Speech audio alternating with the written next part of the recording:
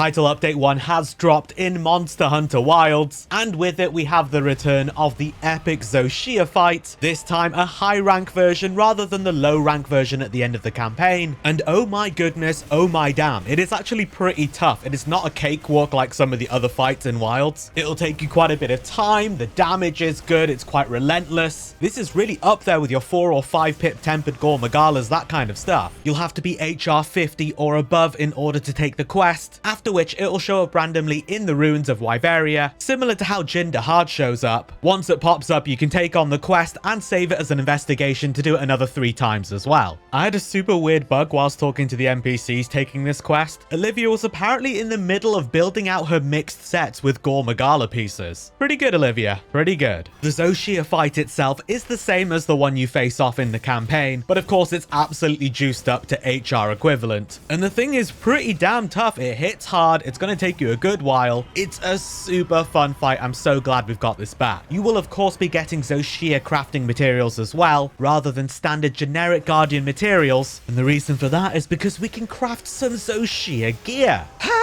Which is the whole premise behind this video. I wanted to take a look at the Zoh Shia weapons, which are direct craft rarity 7 weapons that can be upgraded to their true ultimate rarity 8 forms. Here we've got the sword and shield, for example, one that I've made up for myself, with 220 raw attack. Without the damage coefficient, I turned that off. You should too. 5% affinity, 150 dragon elemental, a decent chunk of white sharpness, the 3-2-1 decoration slots, and then something very interesting in the equipment skills over here. White Flame Torrent. It's only a brand new equipment skill and one specifically for Zoh Shia weapons. God damn, that's so cool. In the skill information, it reads that White Flame Torrent provides a chance to deal additional damage after landing an attack. Oh good. There's only one level and it activates the skill effect. Excellent. Even more details. Brilliant. When it's used with Scorcher, it doesn't stack but adds extra fire damage instead. Clearly, we're going to have to test this out. Whoever wrote the skill description for Latent Power apparently also did the one for White Flame Torrent. You can also see that the weapon design changes depending on if the weapon's sheathed or unsheathed. Kind of like how Zoh Shia transforms between like the white coatings and the black ooze. Very cool. This is a really interesting skill effect.